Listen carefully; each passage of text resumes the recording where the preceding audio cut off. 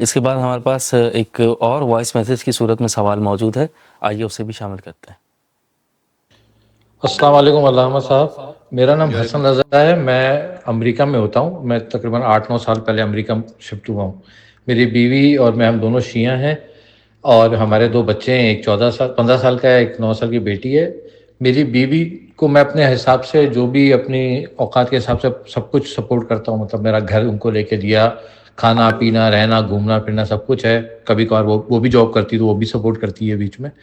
ابھی وہ بدتمیزی بہت کرتی ہیں میرے ساتھ، جس کی وجہ سے ہم لوگ کے اندر تلخیاں پیدا ہوئی ہیں کافی عرصے سے، اور وہ کچھ ایسی حرکتیں کرتی ہیں مطلب جس طرح کہ گھر سے بغیر بتائے نکل جانا، بس راتوں کو رک جانا باہر، جس پہ ہماری کافی لڑائیاں ہوئی ہیں، جس کی وجہ سے میرے دل میں شک بھی پیدا ہوئے، اور وہ اس پہ بھی ہماری لڑائیاں ہوئیں۔ تو ابھی فی الحال وہ مجھے چھوڑ کے چلی گئی ہیں، اور انہوں نے یہاں پہ کورٹ پہ میرے اوپر طلاق کر دی ہے۔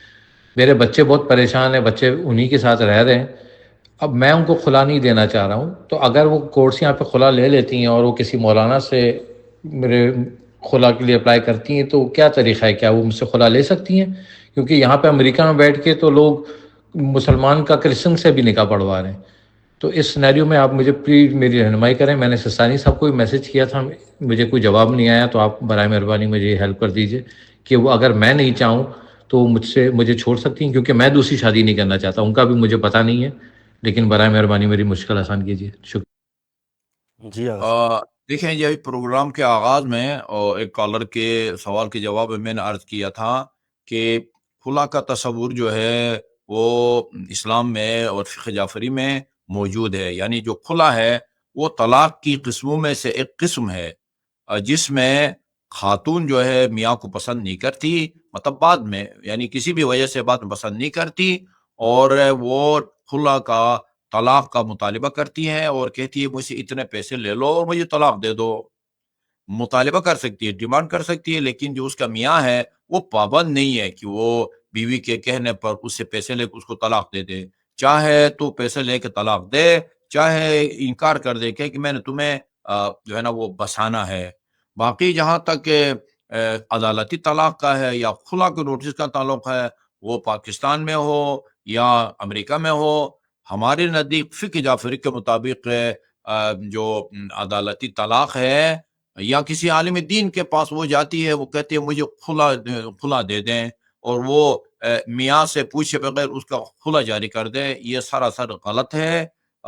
عدالت میں اگر وہ جاتی ہے تو یہاں پاکستانی عدالتوں میں یہ ہوتا ہے کہ کیس چلتا ہے، اور عدالت جو ہے کبھی دونوں کا موقف سن کے اور کبھی میاں کا موقف سنے بغیر ہی طلاق کا نوٹس جاری کر دیتی ہے عدالت۔ اس طلاق کی فقہ جعفری میں کوئی شرعی حیثیت نہیں ہے۔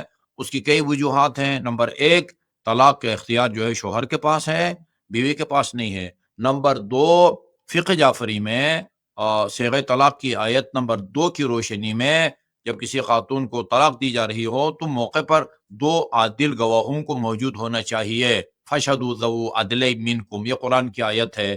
اچھا، یہاں عدالتوں میں، رائج عدالتوں میں اور فقہ جعفری میں بھی اور فقہ حنفی میں بھی، فقہ جعفری میں تو گواہ کی شرط ہے، لیکن فقہ حنفی میں وہ گواہ کی موجودگی جو ہے وہ ضروری نہیں ہے۔ البتہ فقہ حنفی میں نکاح میں گواہوں کی موجودگی ضروری ہے۔ ہمارے ہاں الٹ ہے، فقہ جعفری میں نکاح کے موقع پر گواہوں کی موجودگی ضروری نہیں ہے، لیکن طلاق کے موقع پر گواہوں کی جو ہے نا وہ موجودگی ضروری ہے، کیونکہ قرآن میں طلاق کے موقع پر گواہوں کا ذکر ہے، عادل گواہوں کا، لیکن نکاح کے موقع پر اس طرح کی کوئی شرط نہیں ہے۔